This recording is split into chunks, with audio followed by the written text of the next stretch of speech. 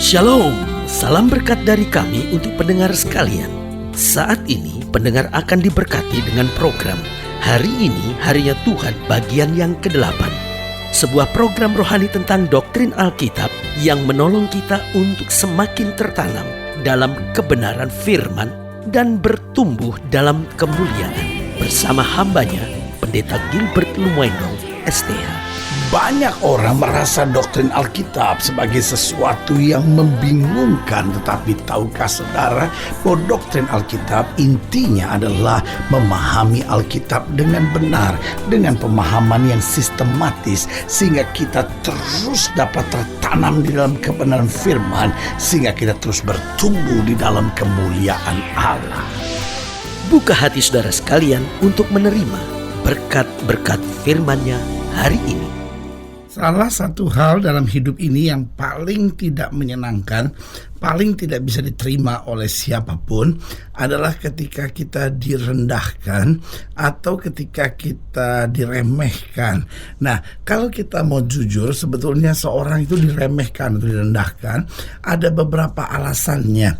Yang pertama, karena mungkin kita dimusuhi. Nah, dimusuhi bisa jadi salah kita, tapi bisa juga karena memang orang itu jahat. Orang itu merancangkan yang jahat buat kita sehingga dia merendahkan, meremehkan kita. Orang itu memang karakternya jelek sehingga merendahkan dan meremehkan. Dan kalau itu terjadi, maka kita nggak usah balas yang jahat dengan yang jahat. Contohnya seperti Fir'aun meremehkan, merendahkan bangsa umat Allah, ya kan. Bahkan ketika Musa menghadap juga diremehkan, direndahkan. Nah, sebenarnya yang kasih dalam Tuhan, Musa nggak usah balas yang jahat dengan yang jahat. Pokoknya Musa tetap berdiri tegak pada kebenaran firman. Pembelaan pasti akan datang dari Tuhan. Daud direndahkan, Daud diremehkan oleh Goliat sampai bilang, anjing ke aku sampai kau datangi aku dengan tongkat dan batu, seperti itu. Daud diremehkan, Daud direndahkan, tapi Daud nggak usah kecil hati. Daud berdiri tegar. Kenapa? Karena kebenaran tetap akan membenarkan kita. Jadi karena itu saudaraku yang kasih dalam Tuhan, ketika kita dimusuhi orang, kita diremehkan, direndahkan, belajar untuk tetap tenang. Yang kedua saya pelajari, seorang bisa meremehkan, merendahkan kita. Kenapa? Karena adanya iri hati. Contohnya seperti kayak Daniel, Sadrah, Mesa, Abednego, ya kan, direndahkan sampai mau dibuang ke dapur api, mau dibuang ke gua singa, ya kan. Kenapa? Karena ada orang-orang yang iri hati. Jadi ketika orang iri hati sama saudara-saudara, bukannya harus balas, tapi saudara justru harus mengasihani, ya kan. Nah, yang ketiga saya pelajari, seorang bisa direndahkan, diremehkan karena memang sifat dan karakter kita. Nah, kalau ini terjadi nggak ada jalan lain, berubah. Karena memang sifat dan karakter kita sebut diri kita anak Tuhan, tetapi kita tetap berzina misalnya, ya kan. Kita sebut diri kita anak Tuhan, tetapi nggak pernah ada ciri-ciri kebenaran dalam hidup kita, sehingga orang berkata, katanya dia orang Kristen, kok begitu ya kelakuannya. Kita direndahkan. Kenapa? Karena sifat dan karakter kita, iya kan. Sudah kawin cerai, ya kan, sudah nipu, sudah curang, sudah curi, ya kan, sehingga sudah diremehkan, direndahkan orang. Kenapa? Karena sudah nggak punya kualitas dalam hidup saudara. Lalu yang keempat, seorang itu bisa diremehkan, direndahkan, saya pelajari karena kita sedang dalam masalah. Nah, saudara yang kasih dalam Tuhan, kalau itu terjadi, bertekun. Karena memang seringkali ketika engkau dalam masalah, apalagi masalah itu masalah keuangan misalnya, saudara lagi punya banyak tanggung jawab sehingga sudah ada utang dan atau tagihan-tagihan yang sudah nggak bisa selesaikan. Nah, saudaraku yang kasih dalam Tuhan, seringkali ada kecenderungan engkau diremehkan, engkau direndahkan orang. Di saat seperti itu tetap tegar. Kenapa? Karena di saat seperti itu saudara nggak bisa andalkan siapapun. Saudara hanya bisa berserah penuh kepada Tuhan. Ada saatnya Tuhan mengizinkan badai yang pahit terjadi, tetapi cepat koreksi diri, bangkit, berjalan bersama Kristus. Tuhan tidak pernah mempermalukan orang yang berharap kepadanya. Haleluya. Selamat datang dalam program kita hari ini, Harinya Tuhan. Sebuah program rohani yang kembali mengingatkan kepada kita betapa pentingnya kita menjadikan firman Tuhan sebagai dasar keseharian hidup kita. Karena selama kita jadikan firman Tuhan sebagai dasar keseharian hidup kita, langkah-langkah ke depan kita penuh dengan kepastian, kemenangan, berkat, mujizat, dan perkara-perkara besar. Haleluya. Dan dalam program kita ini, kita memang sedang membahas tentang direndahkan dan diremehkan, sesuatu yang setiap orang baik kaya maupun miskin, baik hebat maupun biasa, tidak ingin, tidak mau dan tidak rela untuk mendapatkannya, yaitu direndahkan dan diremehkan ini. Karena pada dasarnya setiap orang ingin mendapat penghargaan yang seperlunya dalam hidupnya. Haleluya. Nah, saudara yang kasih dalam Tuhan, dalam program ini, dalam pembahasan kita tentang diremehkan dan direndahkan, kita mau sama-sama belajar dari 1 Samuel pasal 17, 1 Samuel pasal 17 ayat yang pertama sampai ayat yang ke-11. 1 Samuel pasal 17 ayat yang pertama sampai 17, demikian firman Tuhan di bawah judul perikop Goliat menantang tentara Israel. Orang Filistin mengumpulkan tentaranya untuk berperang. Mereka berkumpul di Soho yang di tanah Yehuda dan berkemah di antara Soho dan Azekah di Efes Damim. Saul dan orang-orang Israel juga berkumpul dan berkemah di lembah Tarbantin. Mereka mengatur barisan perangnya berhadapan dengan orang Filistin. Orang Filistin berdiri di bukit sebelah sini dan orang Israel berdiri di bukit sebelah sana, dan lembah ada di antara mereka. Lalu tampillah keluar seorang pendekar dari tentara orang Filistin, namanya Goliat dari Gat. Tingginya 6 hasta sejengkal, ketopong tembaga ada di kepalanya, dan ia memakai baju zirah yang bersisik. Berat baju zirah ini 5.000 shikal tembaga. Dia memakai penutup kaki dari tembaga, dan di bahunya ia memanggul lembing tembaga. Gagang tombaknya seperti pesa tukang tenun, dan mata tombaknya itu 600 shikal besi beratnya. Dan seorang pembawa perisai berjalan di depannya. Ia berdiri dan berseru kepada barisan Israel, katanya kepada mereka, "Mengapa kamu keluar untuk mengatur barisan perangmu? Bukankah aku seorang Filistin dan kamu adalah hamba Saul? Pilihlah bagimu seorang, dan biarlah ia turun mendapatkan daku. Jika ia dapat berperang melawan aku dan mengalahkan aku, maka kami akan menjadi hambamu.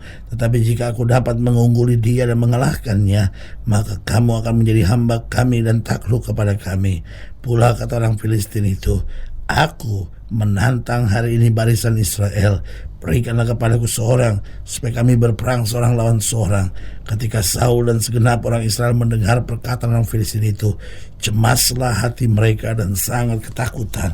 Lihat, saudaraku yang kasih dalam Tuhan, Goliat sedang merendahkan bangsa umat Allah, sedang meremehkan. "Ayo pilih, aku tunggu di sini, aku bisa mengalahkan engkau." Saudaraku yang kasih dalam Tuhan, dari sini kita bisa melihat, seringkali suka atau tidak suka, bisa saja kita ada pada keadaan di mana kita direndahkan dan diremehkan orang.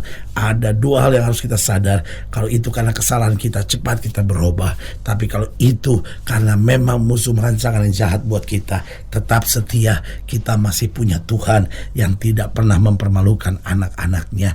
Nah, pertanyaannya sekarang, apa kiat-kiat dalam menghadapi situasi ketika kita direndahkan dan diremehkan? Yang pertama saya pelajari, jangan kecewa dan putus asa.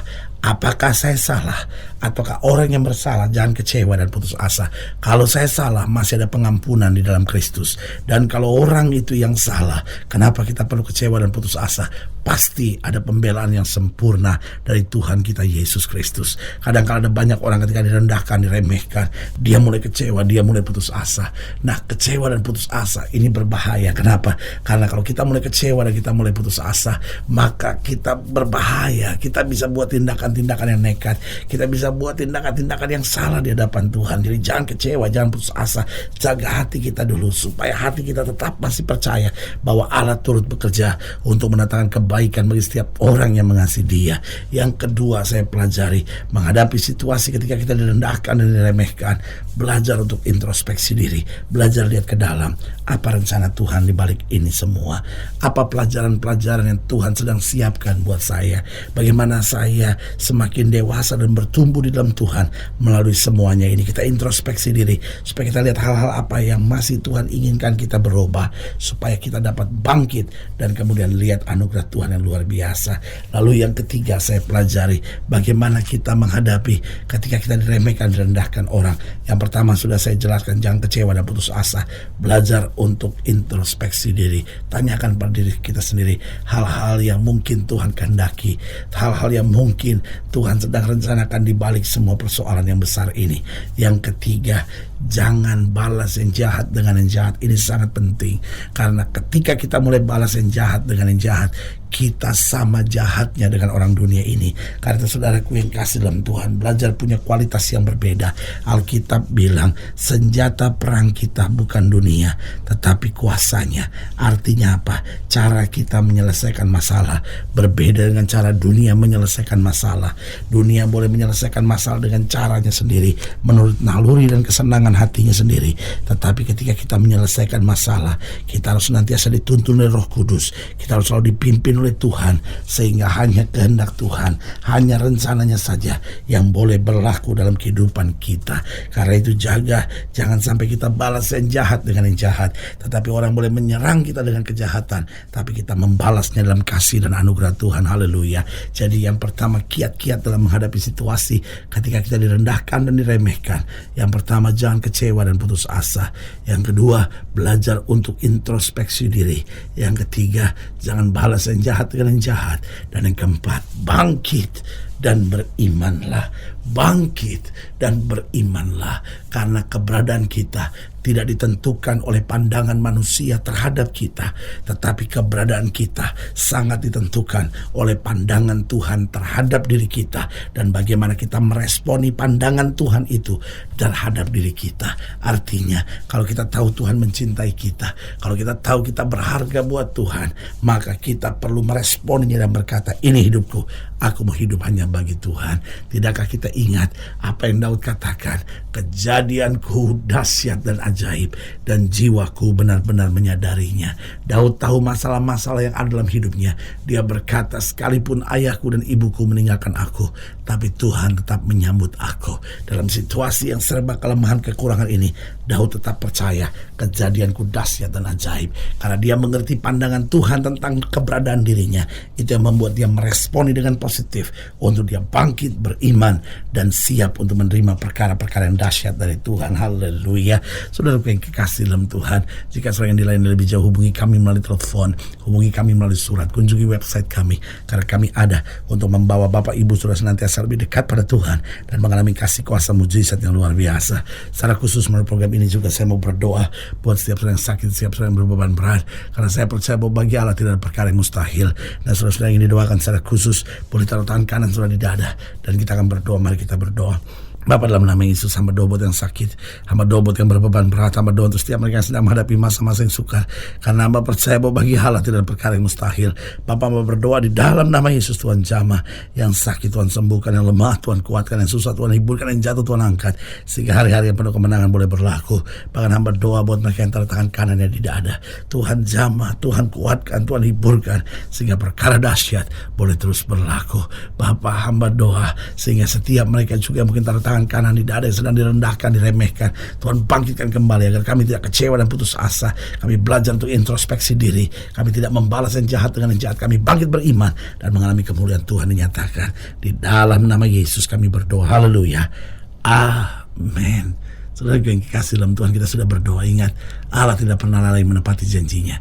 Inilah saatnya buat kita untuk bangkit, bersemangat, bersuka cita dalam menghadapi segala perkara. Karena kita tahu Yesus hidup, Yesus berkuasa, dan selalu menyediakan yang terbaik buat anak-anaknya. Doa saya menyertai saudara. Sampai berjumpa pada program berikut. Dan jangan lupa, jadikan hari ini harinya Tuhan. Haleluya.